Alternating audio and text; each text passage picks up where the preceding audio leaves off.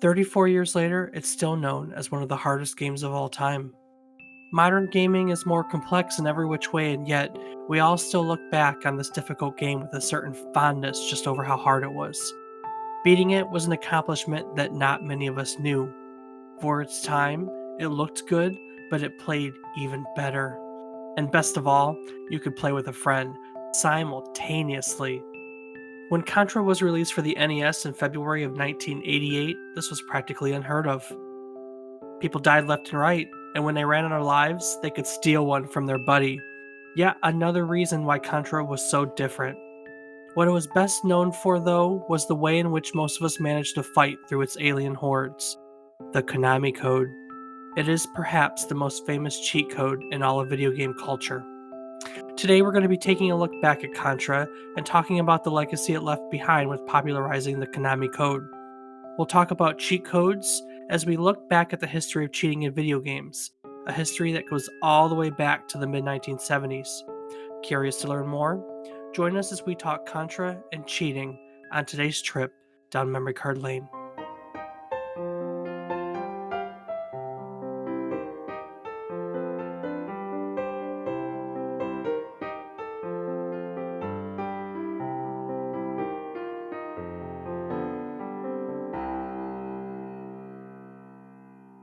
Good morning, good afternoon, and good evening. I hope these words find you well. Hello, and welcome to the 25th episode of our Video Game Nostalgia Podcast, A Trip Down Memory Card Lane. Each week, we take a look back at the current week in gaming history. We pick an important release during it. We talk about it. We teach you something about the world with it. We use it to share stories about how you feel about gaming, how gaming has affected our lives. We're just a regular variety show over here. As always, I'm joined by my co host, who can frequently be found at my side helping to stave off the waves of invading aliens, my brother, Rob Casson. Rob, how do you do it? Isn't it tiring always fighting off the aliens?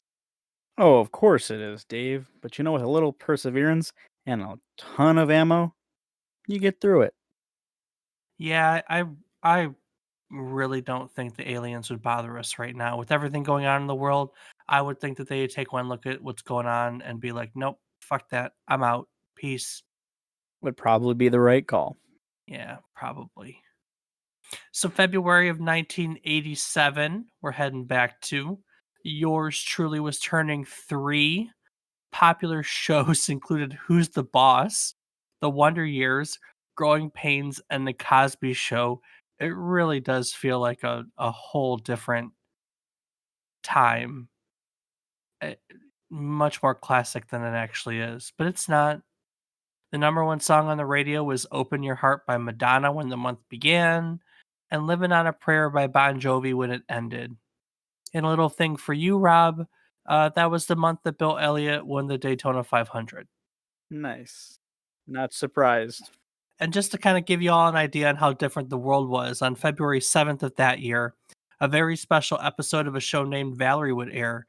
In it, two characters would have a debate about whether or not to have sex and discuss using a condom in the process. This would be the first time that a condom was talked about on a primetime TV show, and it was so controversial that some NBC affiliates refused to air the episode. Wow. That's definitely a different world. But it was also 34 years ago. Yeah, it was a long time ago. And so it was that on February 20th, 1987, that the arcade version of Contra was released to the world. The version that is so near and dear to all of us, the NES version, would be released a year later in February of 1988. And so here we are, Contra, Ultra, also known as Grisor or Probotector in Europe, is a run and gun action video game. Run and gun games are shooter games in which the protagonist fights on foot and is also usually able to jump. And this would be the first of 15 games in the series, the latest of which, Contra Rogue Corps, was released in 2019. 2019 was also the year that Konami, the publisher of the game celebrated its 50th anniversary, and as part of said celebration, they released a Contra Anniversary Collection for the PS4, the Xbox One, Steam, and the Switch. Now, Rob, you and I recently bought that Anniversary Collection for the Switch so that we could play back through the games in preparation for this episode. Did you make some time to play this game, Rob? Whoops. I I knew there was a game that I needed to play. Did you remember that I made you buy it on your Switch? I do now. Obviously, you didn't. Do you remember what other game we bought alongside it that was a part of that same anniversary collection? Wolfenstein. Uh-uh. Damn, I felt it's in that style of game though. It's hold on, Uh-uh. don't tell me that. It's it's another one we're gonna talk about on the show. It's another Konami title. Resident Evil. Nah, it was Castlevania. That's it. See, Wolfenstein, Castlevania. I know they're both Castles. castles I'll give you that. I'll definitely give you that. That's and okay. werewolf, vampire. Wolf castles. Have you played a Contra game? I have played the original Contra on NES. Well, All right. I've played the NES release of Contra. Okay. All right. So we're good. We have familiarity with it. I'm not gonna lie. When I revisit these classic games, part of me expects them to be easier. I mean, I have over 30 years of gaming experience by now. Surely with 30 years of gaming skill and gaming wisdom and all that would allow me to go back to all these older games and demolish them. I mean, wouldn't you think that's the case? I mean, once a mediocre gamer, always a mediocre gamer. Oh. Ah. But just not all games are made to the same caliber. Some of them were even today, by today's standards, really freaking hard. Yeah, And this is one of yeah, them. this is definitely one of them. This is one of them. This is indeed one of them. This typically not typically, it is usually included in discussion of hardest games to beat of all time. Now I know what you're thinking. I know what you're thinking right now. Whenever I talk about hardest games of all time, you immediately go to Dark Souls, right? Right? Right? I mean, no. Yeah, whatever. Battletoads. Ooh, Battletoads, yeah. How far would you say you've gotten into this game? I probably haven't even beaten the first level. All right. Well, legitimately, I should say. Well, that's going to play into this next part really well because I'm going to go on a limb here and say that there are generations of gamers, you included, that only understand half the story because they've only played a short way into the game. Yeah, I would probably agree. Do you remember by chance what the box art for this game looks like? I believe it's like some little alien dude with a couple of military guys look like they're fresh out of Vietnam. Yeah, any idea where said alien dude comes from? I'm gonna guess alien. Yeah. Yeah. Well, that's exactly my point. Everybody knows the first level of this game, first couple levels of this game realistically, which is just soldiers fighting other soldiers, right? Yep, that's as far as I've ever gotten. Yeah, unless you play far into this game, you probably have no clue whatsoever where that alien comes from. Am I right? I, I honestly, I just knew the box art was weird because I was always like, "What's with the alien? Like, is it alien guns we're shooting? Are they like alien power ups? What is going on?" But Well, yeah, I'm going to tell you. I am going to tell you. Let's talk about the plot. And for starters, I want to talk about the fact that there are continuity differences between the version we're used to and pretty much every other version of the game. So, based on the version we're used to, we're led to believe that these games happened in 1987 in the Amazon jungle. However, every other version of the game and then subsequent titles in the series pretty much corrected this. So, we're going to talk about pretty much the timeline and the story that's the Contra series for reals and not what they decided to localize us for the very first game. Got it? Make got sense? it. Okay, cool. Yeah. It All right. does. It makes sense. So Contra is supposed to be set in the distant future of the year 2633, where the evil Red Falcon organization has set a base on the fictional Galuga Archipelago near New Zealand in a plot to wipe out humanity. Two commandos, Bill Reiser and Lance Bean of the Earth Marine Corps Contra unit, are sent to the island to destroy the enemy forces and find out about the alien influence.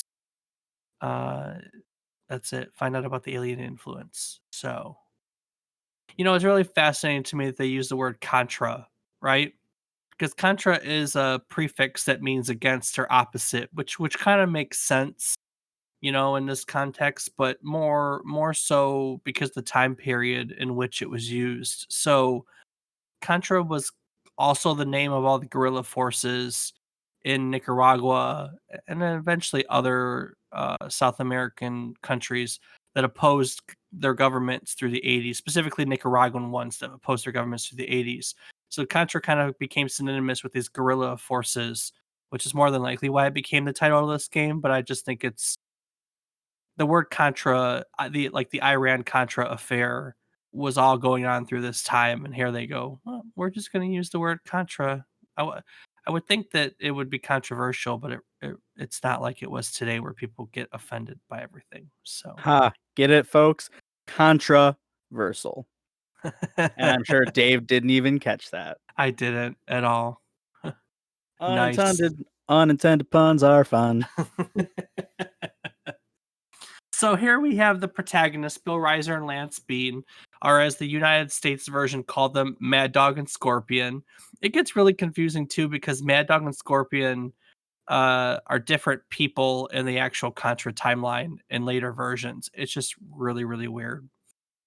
And then you have the Red Falcon organization. So Red Falcon is an evil organization set on taking over the world, and it's an alien organization, which kind of brings us to the last boss of the game. I mean, it's not really a spoiler. In the United States version, Red Falcon is the name of the final boss. In other versions, Red Falcon is the organization, and the final boss is named appropriately. So the last level or two levels of the game are actually the boss. And the first one, you fight him, and he looks like this, like, it looks like it's like aliens, like that alien mouth that comes jutting out of the person's body in the actual movie Alien. You know what I'm talking about?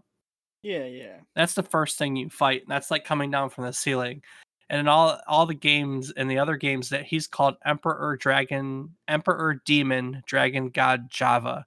And then once you defeat the mouth, you go deeper into the alien because it's like the doorway, I guess you could say, until you come to his heart.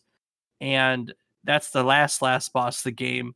And that boss's name is called Emperor Demon Evil Heart Gamera Masking. I, I don't know. It's weird. Here, the box art has an alien on it, and it's really weird because it's only stages 7 and 8 because there's only 8 levels. It's only ages 7 and 8, which are the alien 2 bosses that have aliens in them. The Ages. rest Ages, Dave. You said ages. stages, only stages 7 and 8 that have aliens in them. Alien enemies, you have these little scorpion alien enemies, these little mouth things that shoot at you, and then you have the bosses around you, but every stage 1 through 6 are soldier on soldier. So it's just kind of bizarre, you know? Absolutely. Kind of bizarre. And hard. We keep talking about it being difficult, and it was tough, man. I did actually beat it. It took me like 90 some lives, but I beat it because you could keep continuing. I continued at least 3 times with 30 lives each. 30 lives. Holy crap. I have two. Yeah, well, we'll get to that in just a moment. We will get to that in just a moment. Contra was a really, really popular game. Did you know that? I mean, I figure everyone knows Contra, but it was really popular. Absolutely. I'm sure. It's one of those games that you want to be able to beat, so you just keep playing and playing and playing, and it's a status symbol if you can win. Or it was, I'm sure. Not so much anymore. Well, it was also a game that had two-player gameplay, simultaneous two-player gameplay. That was pretty uncommon back in 1988. There just weren't. You had multiplayer games, but you took turns, and this one you could play at the same time. Not only could you play at the same time, but it's a solid multiplayer game. You know, other games that would do it, the games would slow down or you would lose things in the multiplayer, but this game, you didn't lose anything. This game is solid, felt solid, controlled solid, and that didn't change when you were doing two-player, simultaneous gameplay. Do you remember the live stealing? Do you ever play it two-player for starters? I have not. No, No, so I've you never played a haven't two player. so you've never gotten to experience the live stealing deal in it? No, no, I have not. Yeah, so if you're playing in two-player mode, when one player runs out of lives, they can take the other player's lives to keep playing, and, like, we didn't know what it was at first, it was confusing, but then once you know what it is, it kinda becomes a bit of argument. Like, do you take your partner's lives? Do you not take your partner's lives? Like, you get what I'm saying? Absolutely. It was kind of nifty. But, people liked it. It is considered one of the best multiplayer NES games. Nintendo Power ranked it their 7th best NES games of all time, and Game Informer has it on their list of best games ever at number 13. Would you put it up there on a list of best games ever? I mean, I haven't played a ton of it, so I really can't say for certain. But I do think it's definitely like I said, it's one of those games that you just want to keep playing because it's so difficult and like you have trouble beating it, so you want to prove that you can beat it. So you keep trying again, again, again. It's not a long game. It's not. It was 30, 40 minutes it took me to beat it, if that. It's not a Wow, long game. It's I yeah. had no idea. I know. I mean, it's hard, so we've never got into it. So everyone just kind of assumes it, it's difficult and long, but you gotta think it was an arcade port, and arcade games weren't designed to be very long because people would pump quarters in and you don't want them to take it up for hours, you know what I mean? Yeah, that's a fair point. Yeah, it was short. I know it couldn't have been more than 30 or 40 minutes it took me to beat it. What's the official length of time on this one? What do you mean? Like so far? So according to 170 people who polled here on howlongtobeat.com, it takes between 40 minutes and 1 hour to beat. Main story's about an hour, so maybe it was an hour. I don't think it was that long for me though. All right, moving on. What I would argue basically is that Contra is perhaps most well known for yet another reason. Yes, it was a good game. Yes, it was an NES multiplayer phenomenon and everything. But I think that for a lot of people, later generations, you guys are going to know it for a different reason, and that is popularizing the Konami Code, right? Absolutely. You know what time it is, Rob? Do I, Dave? Yeah, it's time for another lesson. Uh-oh. What's this lesson gonna be? Is it something along the lines of two up, two down, left, right, BA start? It is actually. Thank you. Thank Ooh. you. Thank you. So the Konami code, as you so properly just gave us, up, down, left, right, BA, is only one cheat code among a whole history of cheating in video games. And we're going to look back at cheating in video games in its entirety. So let's head back to the beginning, shall we? That we shall, Dave. Let's go. So nowadays it's fair to say that nobody likes a cheater, right? I mean, the cheaters like them. I mean, Those who play fairly.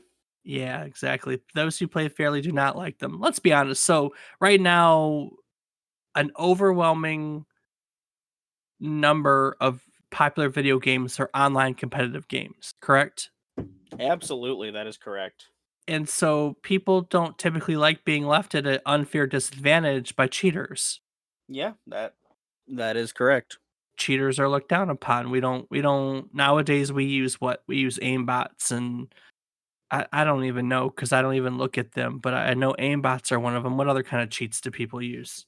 Wall hacks, like being able to see through walls, being able to just know where everything is on a certain map if it's a game that has like gear that spawns, invincibility, so they don't take damage.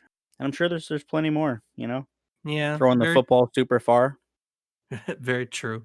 So before online gaming, though, cheat codes were, and they still are to a certain extent, in single player games. They're fairly common in video games. And at one time, it was fun for the community to come together and pull these cheats out of their favorite games. So one of the earliest cheat codes that I could find for a video game was found in a text adventure called Colossal Cave Adventure that was published for the PDP-10 way back in 1976. We'll have to cover Colossal Cave Adventure someday because it's an influence to a lot of modern games. In this game, the word XYZZY, I'm going to call it Zizzy because it sounds like Zizzy to me, was used to teleport players between two locations and only these two locations. When you tried to use the word otherwise, the game would produce the response, nothing happens. And this code would allow players to skip a large portion of the game, right? Right. And so it's often thought that the earliest cheat codes, including this one, are designed to allow playtesters to progress further into the game or skip early progression to test later parts of the game. They were either just left in, assuming that no one would find them, or sometimes left in because there was simply no time to cut them out when you're trying to meet deadlines to get a game out there. So, one of the earliest games to acknowledge this as cheating was Manic Miner on the ZX Spectrum. So Manic Miner is a platforming video game in which a miner has to make his way through 20 different caverns collecting objects before his oxygen runs out. And in the ZX Spectrum version of the game, you could enter the numerical sequence 6031769, which was believed to be the main programmer's driver's license number, and you would gain unlimited lives. So little Easter egg and cheat code in one. Gamers, though, were finding ways to cheat or manipulating their games by just poking around in the game's code. And I'm serious when I say poking around. In high-level programming languages used during the 8-bit computer era, like BASIC, the commands peek and poke were used to cheat in video games. Hmm? Hmm? Hmm? Do you Mm. ever have to take a basic programming class? I studied Java and machine language for microcontrollers. I learned BASIC way back when it was a thing during this 8-bit era, and then I had to learn a newer version of BASIC when I was in high school for our class too. Anyway, the command peek was used to look at a specific address of memory, and by peeking at memory, computer users could see what numbers were changing as they went through the game, and so they could determine what game stats were found at which memory address. And then once they knew the memory address that the game stat was located in, they could use the command poke to modify it. Okay, so let me give you an example. So let's assume that lives are located at a memory address. We're just going to assign it a number. It's 10. It could be, for all we know, 65,041, but for our purpose right now, it's memory address 10. Okay. Okay. When you first load a game, classic game, into your memory, it's going to be as it's programmed. And when you first load the game, that address has a value of 2, which is going to be 2 lives. You could load the game into memory and then you could use poke to modify the number 2 to say 99, and then you'd start the game with 99 lives. Does that make sense? Yep. Or you could take it one step further. You could find the instances in which lives are taken away. So for a platformer, the game would be programmed like this. If player falls down a hole, reset position and subtract 1 from lives. Or if the player gets hit by an enemy, reset position and subtract 1 from lives. But in the poke example, you could change the subtraction to look like if player falls down the hole, reset position and subtract 0 from lives, or the same with being hit by the enemy. And then essentially you've created infinite lives by making sure that no lives get taken away when they would normally be taken away. Make sense? Sure does. Really simple. That's a really simple way, but essentially with most computer programs you have, you know, hundreds of thousands of lines of code, and finding these weren't as simple as just finding it at 10, but that's essentially how they work. Changing these numbers in the memory to change the game to your liking. And these pokes were like actual cheat codes, and as they became more popular, they would grace the pages of your local gaming magazine. Pokes They were kind of intricate though. They require users to have a knowledge of programming languages and they really weren't spelled out. And so soon what would happen was that the world would get hardware devices that would plug directly into the computers and they would take a snapshot of the current memory and allow them to modify it and load it back up. For instance, the ZX Spectrum, which was the system that Manic Miner used, had one called the multi-face and it plugged into the expansion port on the back of the ZX Spectrum and had a big red button on the top. And so, it would someone would hit the button, it would freeze the memory, download it into the cartridge. They could then use a program to modify it and zip it back and then essentially, you would do the same thing. And as the spectrums upgraded, the memory got larger, you got new versions of the multi-face to accommodate that. So it upgraded with it. The Commodore 64 had something similar called a freezer cartridge, or the Commodore period, and the Ataris had what were nicknamed the Darth Vader cartridges. They were blank cartridges with a programmable chip inside, a PROM. These hardware multi-face type units would eventually evolve into the hardware cheaters for the console era that we probably know. And these are the Game Genie, the Action Replay, and the Game Shark. Did you ever play with any of those, Rob? I have used Game Sharks in the past. Yeah, yeah. So I remember the Game Genie. Game Genie would be a just a device that you would slide your NES cartridge onto, and then it would plug into it'd plug into the NES and you'd have all these books you could buy that would have all the Game Genie codes to change all the same stuff, your lives, your damage taken for RPGs, your levels, your money, your stuff like that. It was huge. And then later, as things went on, we had tips and tricks and code books and other stuff for the Game Genie, the Action Replay, and the Game Shark. I think the PS4 still has one of those called the Exploder, but I think modern ones can modify save files, is how the modern ones work.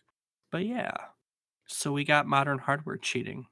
And then as home PCs modernized and programming became more complex, we got away from basic, so poke and peek were gone, and games went from, 100 lines of code, then thousands of lines of code, then hundreds of thousands, and then millions. Essentially, the PC side of cheating had to change too.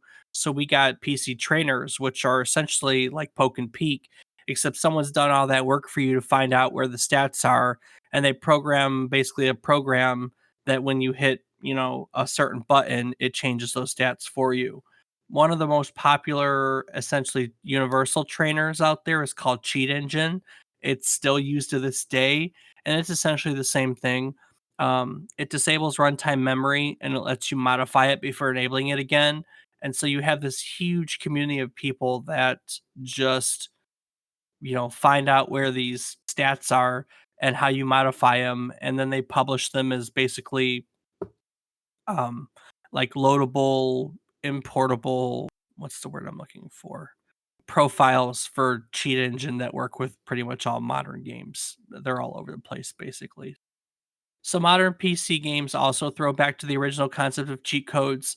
Some have cheat codes, and then some have the console commands, which are basically you can open up a console and enter in commands that are basically cheat codes.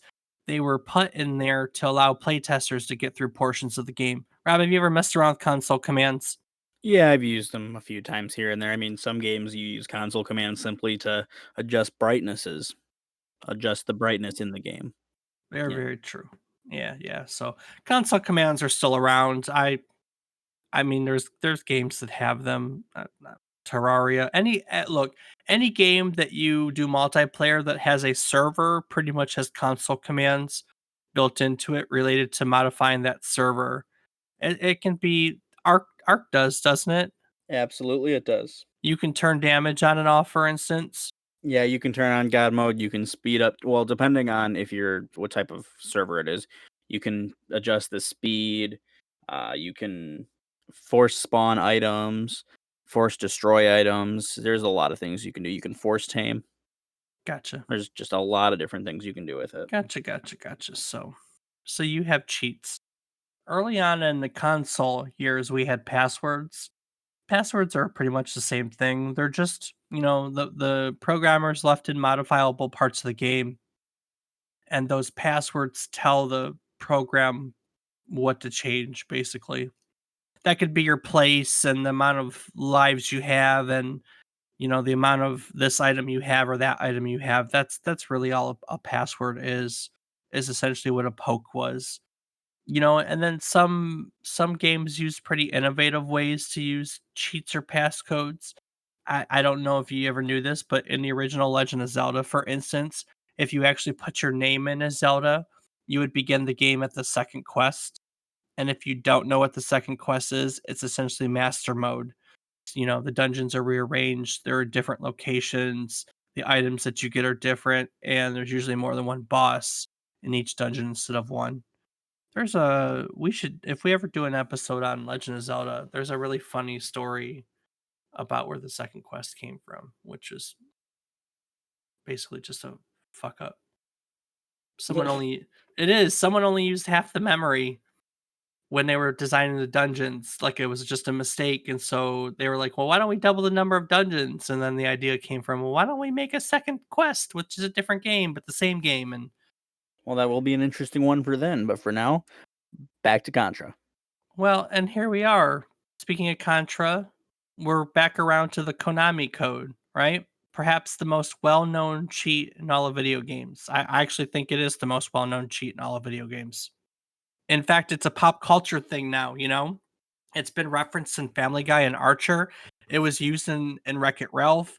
The code itself is the title of the songs by the Deftones, and there have been it itself has been featured in the lyrics to songs by the Moldy Peaches, the electronic artist Technicolor, Bears and Trees, and the Gothsticles. I just wanted to say Gothsticles. I mean, where else do you have a reason to say Gothsticles? I can't say you have any reason to say that at all. I know. But where did the Konami Code come from? Well, the first game to feature the Konami Code was Gradius in 1986, and it was created by Kazusa Hashimoto. And it's fitting that we're here talking about it right now because the day that this recording releases will be 1 week shy of the 1 year anniversary of his death.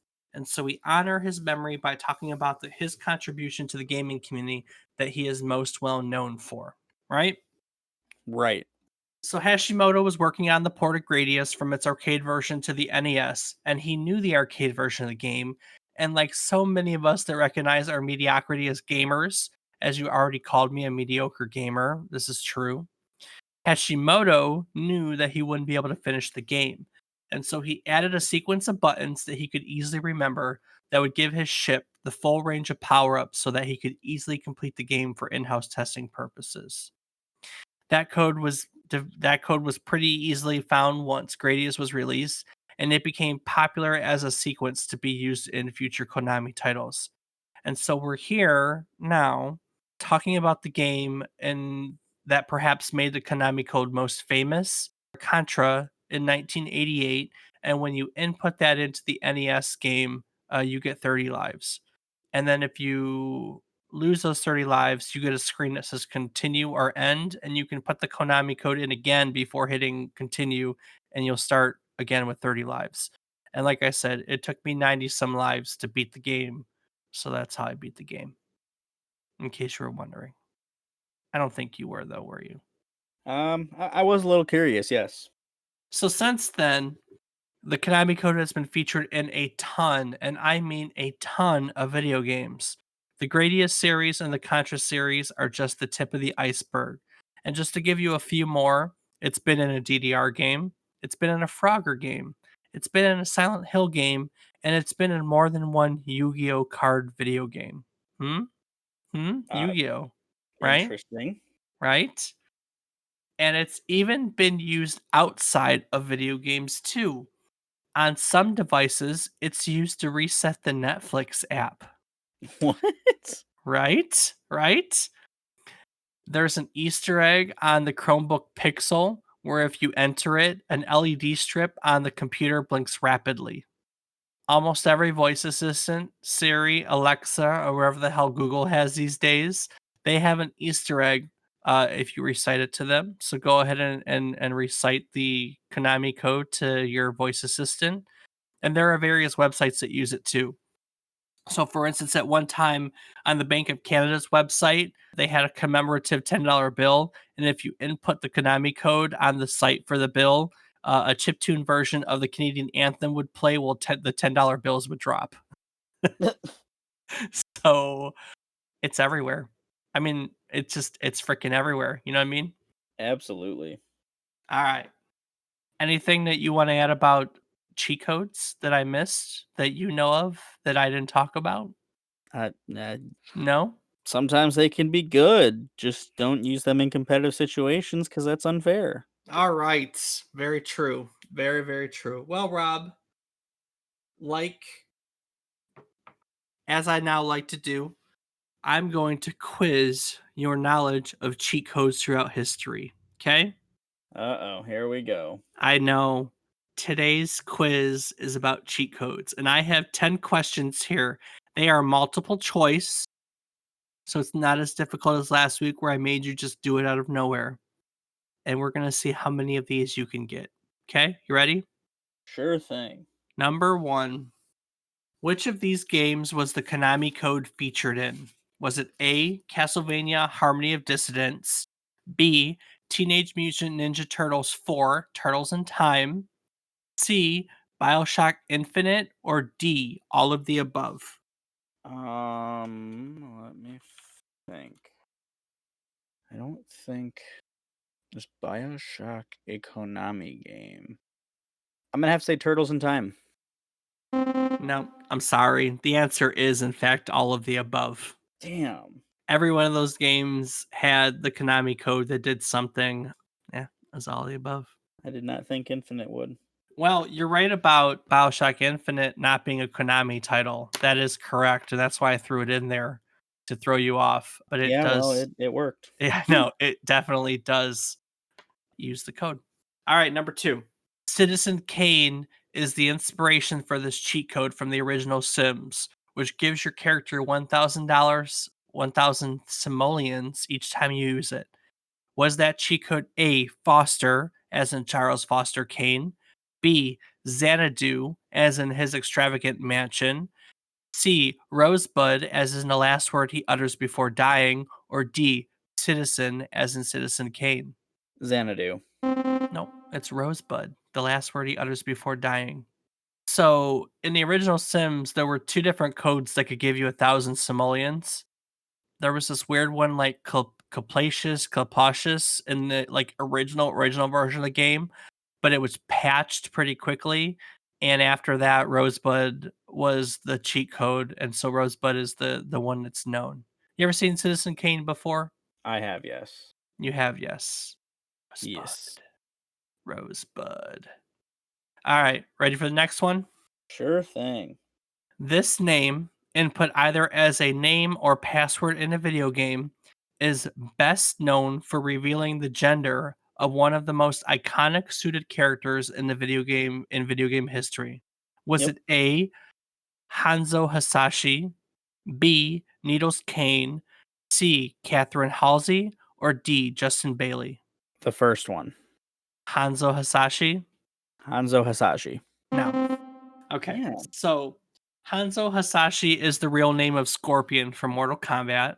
Needles Kane is the name of Sweet Tooth from Twisted Metal. Catherine Halsey, do you know that one? No. That's the doctor that selected John 117 or Master Chief for the Spartan Ah, program. that's why I was familiar. And Justin Bailey is the password that's used to unlock bikini clad Samus in the original Metroid. And therefore, that was the first time that anyone found out that Samus was female. And that's what Justin Bailey is known for. Fun fact, no one knows where the hell Justin Bailey came from or who Justin Bailey is. That part hasn't been figured out yet, but that was the code they used. And when you put it in, Samus wore a bikini. So all these years later, they still have no idea where this Justin Bailey guy came from? I haven't I didn't dig that far, but I've never seen anyone be able to tell where it's from. Interesting. All right, ready for the next one? I'm already failing, so let's go. So the original Doom was one of the earlier games to use cheat codes that allowed its games to be easier for its players, right? Sure. The code for God mode, which makes Doom Guy invincible, was IDDQD. However, there is at least one game that provides the opposite effect when you enter Doom's cheat code, in that it provides instant death instead of invulnerability. Can you name the game? Is it A, Heretic, B, Descent, C, Doom 3, or D, Unreal? Unreal. Nope, it's Heretic. Unreal doesn't use the cheat code. That was my throw out there.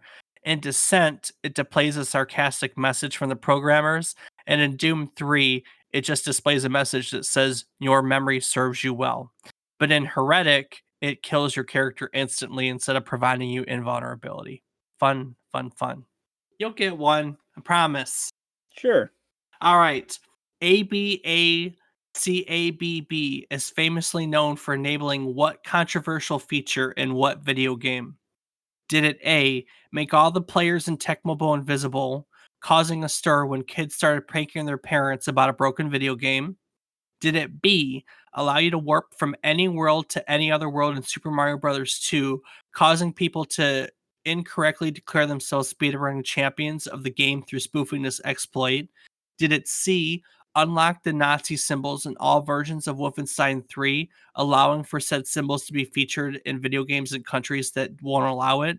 Or D, did it enable the blood mode in Mortal Kombat, which caused the game to be looked at for violence? What was the code one more time? ABACABB. I'm gonna have to guess the Wolfenstein one. It's Mortal Kombat. Damn. So there was no C in Tecmo Bowl or Super Mario 2 because they're NES games. Right, that's why I avoided those two. Yeah, I just kind of realized I did it. And Wolfenstein 3D was mostly a PC game. So that was the blood Hence the mode. C. That was how Mortal Kombat became controversial. All right, next one. All right. Which of the following games had a cheat code called DK mode, which increased the size of all characters' heads and arms, making them look like Donkey Kong? Was it A, GoldenEye 007, B, NBA Jam, C, Batman Arkham Knight, or D, Skate 3? This one's gotta be Skate 3. Just kidding, it's Jam. No. Oh, is it actually Skate 3? No. Fuck. I don't know then. So all four of them have a big head mode. That is correct, but only one of them called it DK mode. Do you know? How about that? I GoldenEye Didn't. Okay, didn't know that. is GoldenEye. I had never seen the big head mode in GoldenEye, honestly. It's ludicrous. All right, here's one. Which of the following games allowed you to enter cheat codes to play as famous 90s politicians such as Bill Clinton and Al Gore? Was it NHL 95, B, NBA Jam, C, NFL Blitz, or D, WCW NWO Revenge? That last one. Nope. It was NBA Jam. Did you never play NBA Jam? Never. All right. Speaking of sports, this video game featured a cheat code which would turn all of the referees into dogs. Was it A, John Madden Football for the SNES, B, Super Dodgeball for the NES, C, Super Bases Loaded for the NES, or D, International Superstar Soccer Deluxe for the SNES? C. Nope, it was the soccer one, D. Are we just going for rock bottom here? You're the one who said I would get one. Well, you got two more. In this video game, pressing a single key would add $10,000 to your available funds, but after each fourth time, a disaster would occur. Was it A, The Sims 2, B, Populous, C, The Settlers, or D, Sim City? SimCity. You got one. Woo! Ooh, there you go. You gave me an easy one there. Yeah. You rigged this game or this quiz. All right, last one.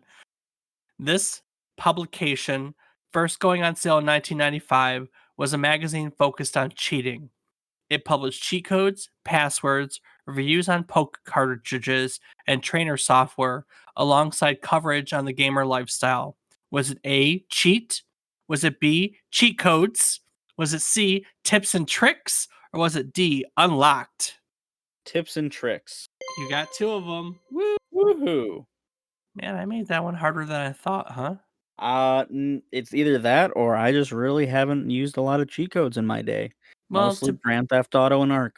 to be fair, most of the games I talked about were before your time. That probably has a lot to do with it. Yeah, that too. There wasn't a lot of cheating once you came more into gaming because you came in the PlayStation and Xbox era. You know what I mean? Right. And by then, cheating because online became a thing was really just a thing of the past. Yeah. So here we are towards the end, which brings us, as usual, to how you all feel about the game. It's always hard to find reviews on classic video games, but there are always a few gamers here and there, even if it's a few years later, that will give their opinions over here at mobygames.com that I like to use. And let me tell you, there were some very passionate people when it comes to Contra.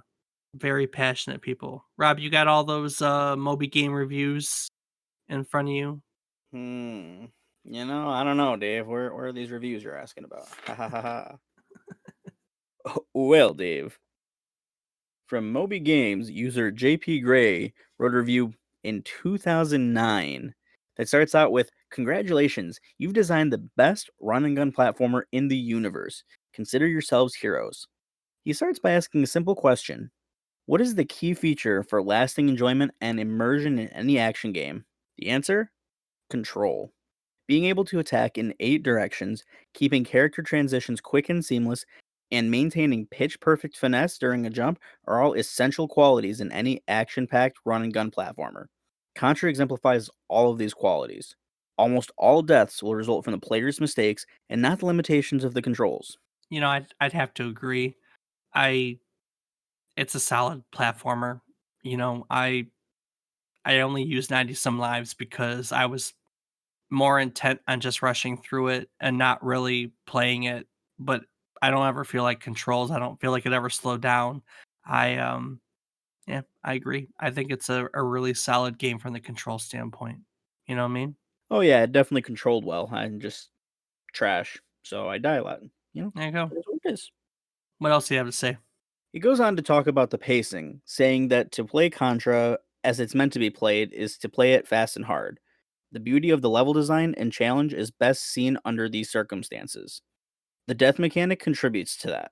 When you die, you don't start at the beginning of the level. You flap down from the top of the screen, getting right back into the action. That's a really valid point that you never really think of until someone puts it in front of you. It does really do that. I, I've never really thought about the death mechanic from that standpoint, but a lot of older games would do that. That when you died, you had to go back to a checkpoint or back to the beginning of the level. And Contra just kind of said, "Here you go, keep going. Here you go, keep going. Here you go, keep going."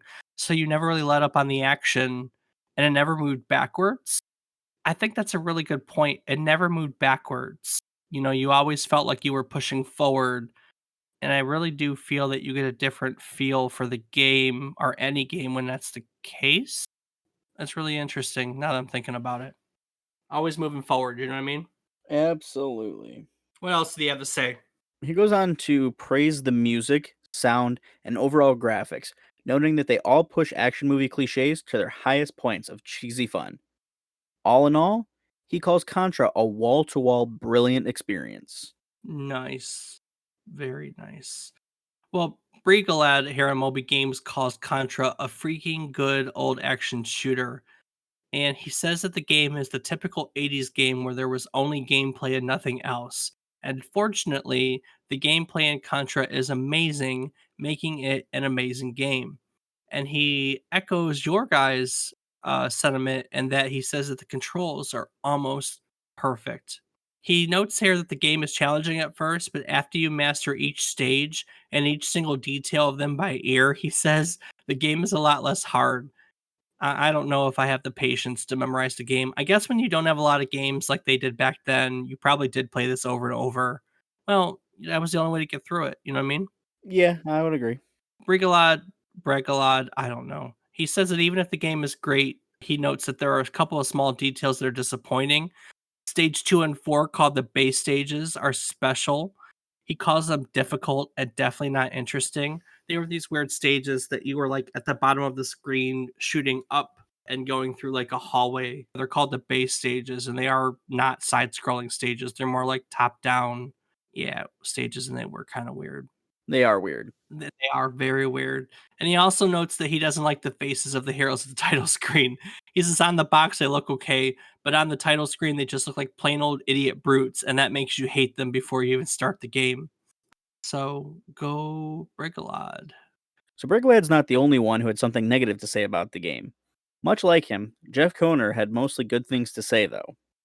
He starts out by saying that if you haven't played this game yet, that he feels bad for you. The gameplay is ridiculously responsive, and it doesn't slow down in multiplayer. He also notes that the second and fourth stages are a little strange, but he calls them no less fun than the others. And he goes on to write that if you're not out of lives when you die, and you will, you'll be pleased to find out that you can take your partner's lives. Well, we already talked about that. It was a mechanic that was weird. It was a mechanic that was different, and it did lead to a little bit of bickering. Did lead to a little bit of bickering. And speaking of, Jeff goes on to note that rather than bickering over lives, your time is better spent fighting the real enemies in this game. He specifically writes, I'm not talking about the gorillas in the bush, or even those scorpion looking aliens. I'm talking about the F items. They masquerade as power ups, but be careful not to collect them unless you enjoy being effed over by a weapon that moves at the breakneck speed of Glacier Melt. And for those of you who don't remember, the F was the flamethrower power up, which in the original Contra fired slow moving fireballs that make a little circle as they move forward. It's yeah, it could definitely not do well for you. Yeah. Well, there you have it. So Contra was a good game, great perhaps, but it definitely wasn't perfect. I guess on that note, I don't really have anything else about Contra or cheat codes. Is there anything that you would like to add? Uh Contra is really hard. Play it, have fun, get beat a few times, and then you're eventually gonna win it. Because like Dave said, after so many lives, eventually you got to get to the end, Very or you true. just give up. Very, very But don't true. do that. Give it a Yeah. try. Give it a try. Well, let's move on to the gaming question of the week, shall we? That we shall. So, in modern games, microtransactions are essentially the paid cheats in mini gamers' eyes. And so that got me thinking, what single game do you think you've spent the most money on? Rock Band. Rock Band? You've spent the most money on Rock Band? Hey Oh, man, to get that's all of the equipment and the game, it was costly. that's a really good answer. I didn't even think about it from the hardware standpoint. That's probably true. I was thinking for me Borderlands 2 because I bought all the additional DLC and content as it came on, and I don't normally buy DLC for any game. So I was thinking about it from like the amount of money I put into a single game that standpoint, but you're probably damn right about Rock Band. If we did exclude the hardware content, I would have to say that it would be Tarkov because I did pay full price for the Edge of Darkness edition because it's a game that I really enjoy and I think that it's a great concept and wanted to support the creators. And you do get some other extra stuff out of it, which is nice, but it's a lot about wanting the game to get better, and sometimes that means contributing to it financially. That's why free games I'm not always opposed to paying a little extra for because if I enjoy the game enough that I'm spending hours playing it, then someone deserves to get paid for their time and effort. Right on. Yeah, that's a very good point. I do think the Rock Band is a good plug, and you're probably right about having spent a lot of money on Rock Band because Absolutely. But I both think had those. nowadays it's much easier to spend more money on something like different costumes in Fortnite. Oh yeah, there's so many skins on Fortnite these days. So many skins. Man, I can't I see I enjoy these games without spending money on it. And I'm the person that developers hate. I can't imagine spending all the money. Although I do the season pass in Rocket League, so I guess I'm a little hypocritical of myself. Well, I think that'll do it for this episode. Is there anything that you want to add? As always, I just want to take a moment to say thank you for listening. It means the world to us. Even if we don't know you're there, we just love knowing that there's someone out there getting some enjoyment out of this as much as we enjoy it. If you do want to maybe let us know how you feel, maybe you disagree with Dave or I, there's definitely some ways you can do that. Dave, why don't you hit him with it? Yeah, so I'm going to start by saying that on the if you like what you hear phase, probably more importantly, you can support us by going to our Patreon. I dig that, and becoming a patron of ours for just $2 a month. We would appreciate the support. We would use the money to pay for our web and podcast hosting space and other tools that would make our podcasting and community better. Real simple that if you like to give to help support us, you could go to patreon.com/slash trip down memory card lane or to our website at memorycardlane.com where there's a link to our Patreon. On said website is where else you could tell us if you agree or disagree with us, because among other things, you have the ability to submit either by email, or there's a submission form where you could submit comments, concerns, criticisms, stories. You can also give us your, if you have gaming questions of the week, you could give that too. What else can I find on our website, Rob? You may also find look back at our old episodes as well as a calendar to look at our future episodes. Ooh. You can find links to join our Discord community if you want to talk to us or game with us. You could definitely do that.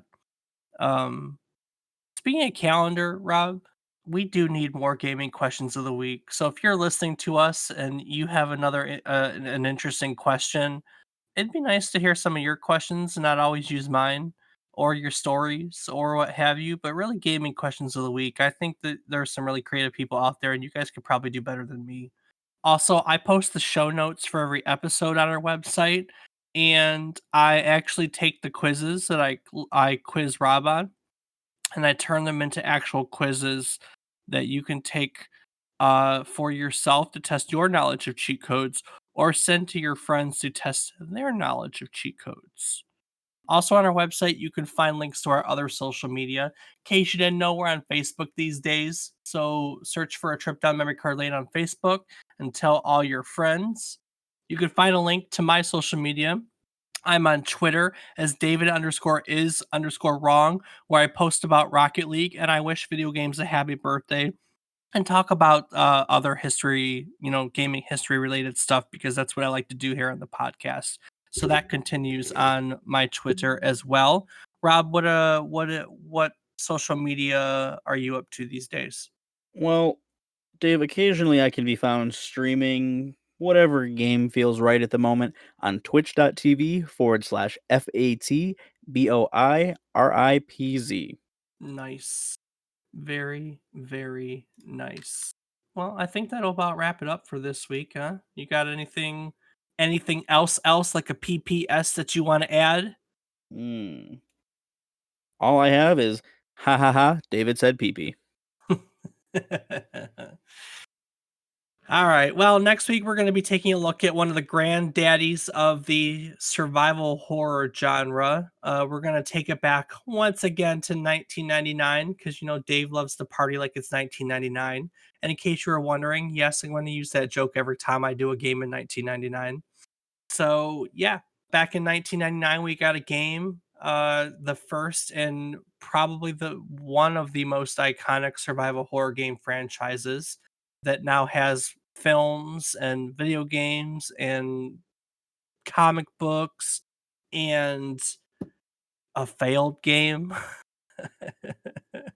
that everyone wants to be made into a real game. All sorts of fun stuff. So, in case you don't know what I'm talking about, Rob, you got any idea? Well, Dave, I'm going to have to take a swing out of left field and say it's Silent Hill. Yeah, we're gonna be talking about Silent Hill next week, guys. All about spooky towns and pyramid-headed ladies. We're gonna be doing a quiz on horror game characters or video game characters. Just a whole lot of fun things that we're gonna be doing. So that sounds interesting to you. Go ahead and join us again next week as we take a spooky trip down memory card lane. Do that thing. Da-da-da-da-da-da-da-da-da-yo-up-ba-dum-bum-bum.